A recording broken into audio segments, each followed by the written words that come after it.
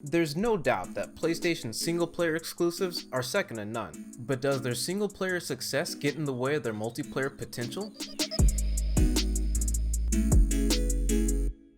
What's up guys, back with another video. Today, I want to talk about PlayStation and their lack of real multiplayer exclusive games. When it comes to Sony, their real focus this generation and last generation is single player, story driven games, very cinematic in some cases, big set pieces, a very rich and narrative experience. Whereas Microsoft, on the other hand, they usually have a multiplayer focus. I've seen when you look at games like Halo, Gears of War, Forza, their main games usually have some sort of multiplayer component.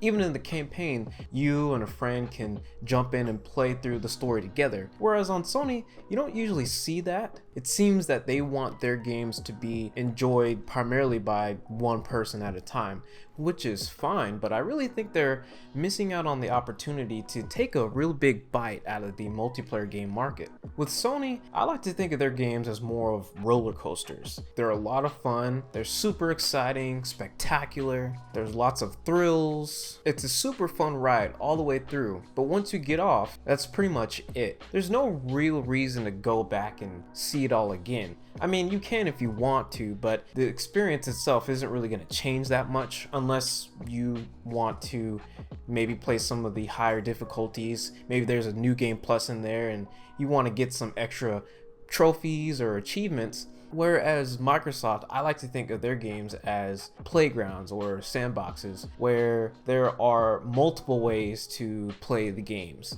Not just the single player. By adding a multiplayer component to their games, they open up their game to be played for years to come, and the dynamic of having other people to play in of itself adds a lot more replayability to the game. None of these approaches are bad per se, they're different, but I want to see Sony start focusing more on multiplayer experiences. Now, Sony did announce that PlayStation Studios is partnering up with Firewalk Studios to make a new original multiplayer IP, which is great news. We don't really know what the game is gonna be, but it's just nice to hear that Sony is thinking about expanding into more multiplayer focused exclusive games. Now, as far as what this multiplayer game could be, who the heck knows? It could be a first-person shooter multiplayer game, it could be a third-person shooter, some sort of action-adventure platformer, it could be a fighting game. We haven't really seen a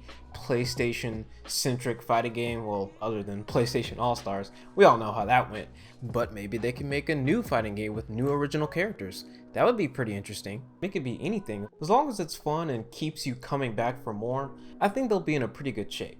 I think if done correctly, they can really make a splash in the multiplayer gaming space. Something that they've kind of taken a back seat on in this generation and the last generation.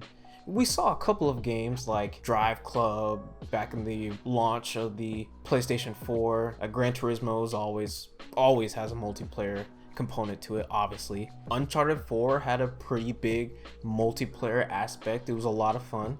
But these games on Sony's side are few and far between, and multiplayer is usually an afterthought. Now, Sony doesn't have to go all in on multiplayer. They could take baby steps and maybe add a local multiplayer to their games. Similar in the sense to Halo or Gears of War, where a friend can play alongside you as another character as you go throughout the story. Something like that would be pretty cool, and I think would lend itself pretty well to Sony's story-based approach. Recently, we did get Sackboy's A Big Adventure, which had local multiplayer, so that's a good sign. Honestly, what they really should do is make some sort of Astro's party game, similar to Mario Party, but just Astro. Could you imagine that?